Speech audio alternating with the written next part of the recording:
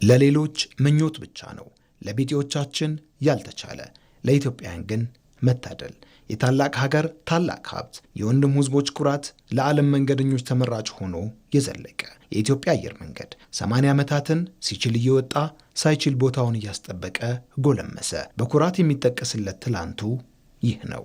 እንግዲህ ባለፉት 80 ዓመታት ብዙ ጣውረዶችን አሳልፈናል። የስኬት ጊዜዎች ነበሩ፣ የመንገጫገጭ ጊዜዎች ነበሩ።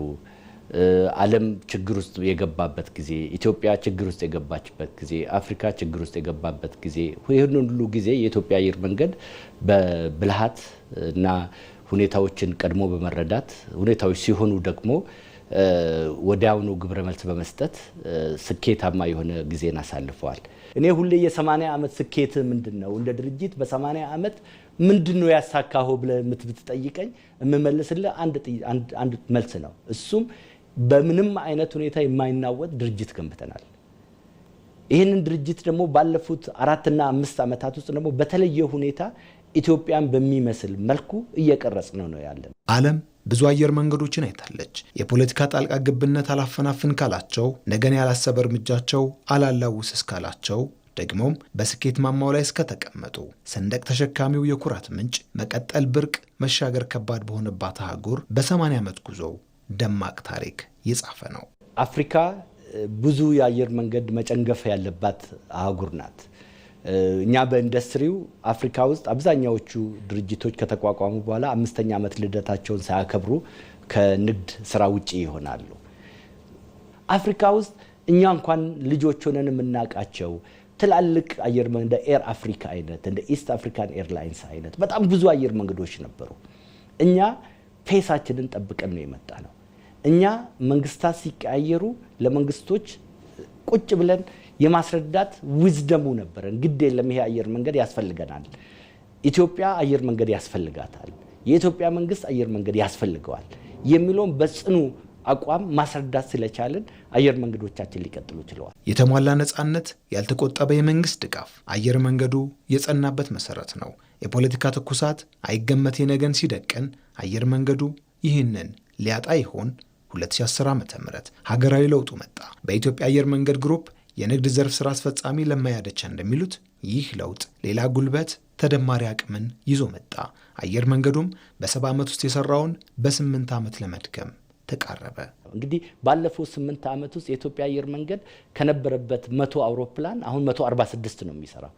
እጅግ በጣም ትልቅ ጃምፕ ነው። እንግዲህ በ80 ዓመት ያልተጓዝነውን በዚህ በ8 ዓመት ይሄ በከፍተኛ ሁኔታ መወንጨፍ አይነት ነገር ወይ ደግሞ የሊፖርት አይነት ዝላይ ነው የዘለን ነው። በ5 ዓመት ጊዜ ውስጥ የኢትዮጵያ አየር መንገድ 117 አዳዲስ አውሮፕላኖችን ይቀበላል። እነዚህ የምንቀበላቸው 117 አውሮፕላኖች ለዓለም አቀፍ አገልግሎት የምንጠቀምባቸው አውሮፕላኖች ናቸው። በዚህ አልቆመም። የኢትዮጵያ አየር መንገድ ዛሬ በሰኔ 2010 ከነበረበት 2.4 ቢሊዮን ዶላር ትርፍ በሰኔ 2017 ወደ 7.6 ቢሊዮን ዶላር አድጓል። በዓመት ያስተናግድ ከነበረው ከ10.6 ሚሊዮን መንገደኞች ወደ 19.1 ሚሊዮን ከፍ ብሏል። የቦሌ ዓለም አቀፍ አውሮፕላን ማረፊያ አልበቃውም።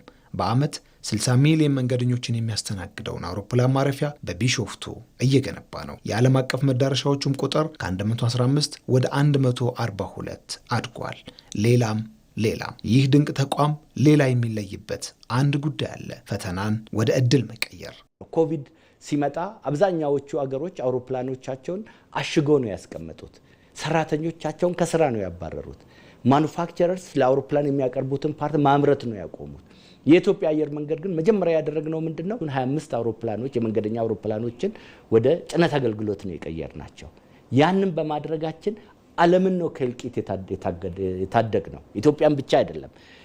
በመካከለኛው ምስራቅ የሆነውን ስንመለከት ነው። ልክ ሲጀመር 10 ጣቢያ ነው የዘጋ ነው። 10 ጣቢያ ውስጥ በቀን 101 በረራዎችን ነው ያቆም ነው። እነዛ 101 በረራዎች ጀነሬት ያደርጉ የነበረው ትልቅ ገንዘብ አለ። ከመንገደኛው አገልግሎት ወደ 11 ሚሊዮን የአሜሪካን ዶላር በሳምንት እናጣ ነበር። ከካርጎ አገልግሎት እንደዚህ ወደ 3 ሚሊዮን የአሜሪካን ዶላር ገደማ እናጣ ነበር። አንድ ላይ 13.7 13.8 ሚሊዮን ዶላር እናጣ ነበር። ይሄ ሁኔታ በመከሰቱ ወደ ተለያዩ አገሮች የበረራ አድማሶቻችንን በመቀየር የምልልሶቻችንን በመጨመር የአውሮፕላን አይነቶችን በመቀየር ጥሩ የተሻለ ገቢ እና ትርፍ አግኝተናል ብለን እናስባለን። አውሮፕላኖች የተበላሹ ላስጠግን፣ የሰለጠነ የሰው ኃይል አላገኘሁም፣ ገቢ አንድ ስራ ላይ ብቻ ተንጠለጠለ፣ እንግዶችን የት ላሳርፍ? እነዚህ የአየር መንገዱ ጭንቀት አይደሉም። ራሱን ችሎ ለሌሎች ተርፎባቸዋል። ከምትመነደግ ሀገር ጋር እያደገ ብልጽግናዋን እየሆነ ክብርና ከፍታዋን እየመጠነ ዘልቋል። ነገስ ዛሬ የኢትዮጵያ አየር መንገድ በአንዳንድ መለኪያዎች 26ኛ ደረጃ ላይ ደርሷል። ከዓለም ውስጥ ካሉ ትላልቆቹ 20 አየር መንገዶች ውስጥ አንዱ እንድንሆን እንፈልጋለን። ይሄንንም እናሳካለን ብለን በትጋት እየሰራን ነው ያለን። ከ20ም ወደ 10ም ለመግባት ጥረት የምናደርግበት ጊዜ ይሆናል ብዬ አስባለሁ።